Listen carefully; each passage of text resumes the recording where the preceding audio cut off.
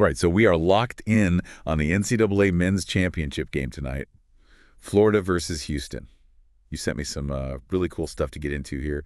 Game previews, obviously, scouting reports on the players, and even some betting angles, too, so I can tell you're ready for this one. I'm ready. And I think our mission tonight is to sift through all this information and really boil it down to what matters. Yeah. What's actually going to decide this thing. Absolutely. And, we've got articles here breaking down both teams, their strengths, potential weaknesses, and even, what a path to victory might look like for each squad. So, for our listeners out there who want to know what's up without, drowning in all the pregame hype, I think we're going to do a pretty good job, synthesizing all these different takes and coming away with a clear picture of, what to watch for. Okay, let's get into this. The stakes.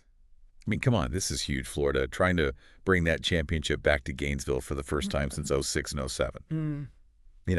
And then you've got Houston, a program with so much history, but still looking for that first ever national title. Right. And what really jumps out at me from the stuff you sent is that neither team has had it easy to get here. Both were dominant in their conferences, locked up. Those number one seeds had to battle through some seriously tough opponents just to reach this point. Yeah, and that shared experience of having to overcome, these really strong teams is super interesting. I think it tells us that we're dealing with, two teams playing at an incredibly high level, battle-tested, ready for this moment.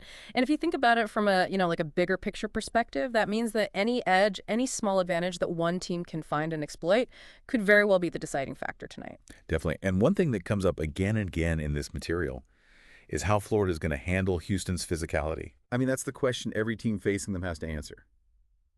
Kelvin Sampson's teams, they've always been known for their defense, and the numbers back it up. Adjusted defensive efficiency, which basically tells you how many points a team allows per possession, factoring in the quality of their opponents. Houston's been top 15 in the country in that stat for 7 of the last 8 seasons. Yeah. That kind of consistency, that's hard to do. It's really like a hallmark of their program. And, these articles, they really stress how Houston just wears teams down with that relentless pressure, especially when it comes to rebounding, creating those second chance opportunities on offense and taking them away on defense. It's like a mental thing as much as it is physical. Yeah. When you can't grab a board even though you played good D, it's demoralizing. So for Florida, how their front court guys specifically match up against that, that Houston style of attack the paint, crash the boards, it's going to be key. Yeah, and the stats back that up too. I mean, you get against Duke, Houston had a 19-12 advantage in second chance points. And from what I'm reading here, Florida has to close that gap. But here's the thing. It's not just about winning those initial battles down low. It's about doing it for all 40 minutes. There were even comments about how physically and mentally drained Duke looked by the end of that Houston game. Yeah, and that fatigue factor, that's huge. Yeah. Houston's physicality, it takes a toll. It's cumulative. So for Florida, their big men, they not only have to absorb that punishment, but they got to stay out of foul trouble, which means, staying on the court, being able to make an impact. And it's about challenging Houston on both ends of the floor, maintaining that intensity from the opening tip to the final buzzer. The fact that only one team since November 30th has really been able to hang with Houston's front court, consistently, that speaks volumes about the challenge in front of Florida's bigs. So given all of that, who on Florida needs to really step up? I mean, the sources seem pretty clear that it's Will Richard. And the logic there, it's pretty convincing. Especially when you look at how Houston has shut down opposing guards throughout this tournament. I mean, we're talking about Robert Wright III, Julian Hammond III, Igor Demin, Braden Smith, Zakai Zeigler, Tyrese Proctor from Duke.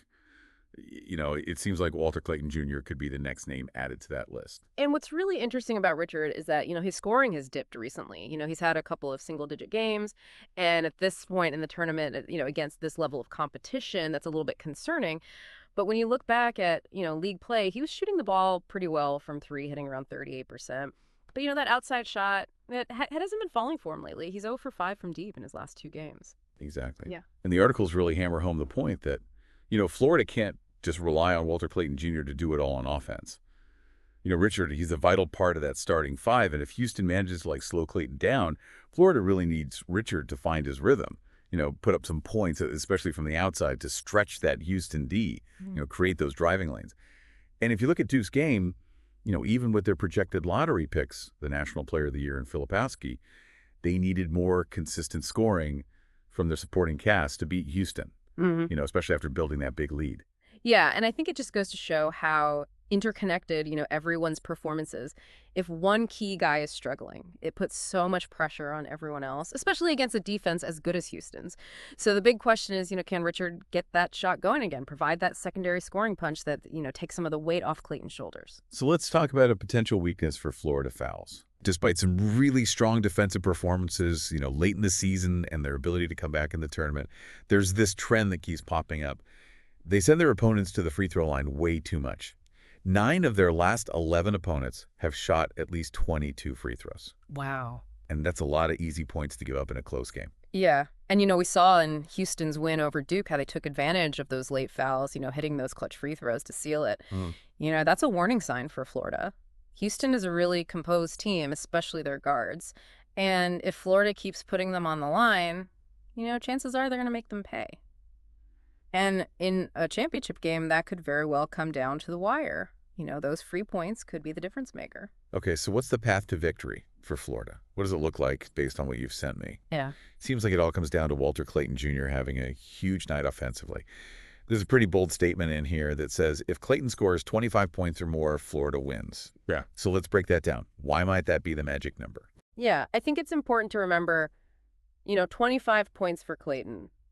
It's not just some random number, It means he's probably playing with a ton of confidence, attacking the basket, making tough shots. And that kind of performance, it forces even an elite defense like Houston's to adjust. Maybe they start double teaming him, which opens things up for Clayton to find his teammates for open looks. That kind of offensive spark, that could be the key to unlocking Houston's D. Right. And the sources acknowledge that scoring consistently against Houston, it's not easy. I mean, look at their comeback against Duke. So if Clayton is on fire, hitting shots, racking up those points, it's a really good sign that Florida's offense is clicking as a whole. And they're finding ways to score against that pressure. On the other hand, if Clayton is struggling to put the ball in the basket against Houston's perimeter defenders, it's going to make things a whole lot tougher for Florida, especially if they're trailing in the second half. It puts a lot of pressure on him to deliver a big-time performance. It definitely does. And it highlights, just how important a team's primary ball handler and scorer is in these huge games, Their ability to deal with that intense defensive pressure, create scoring opportunities for themselves and their teammates. That can often be the difference between winning and losing.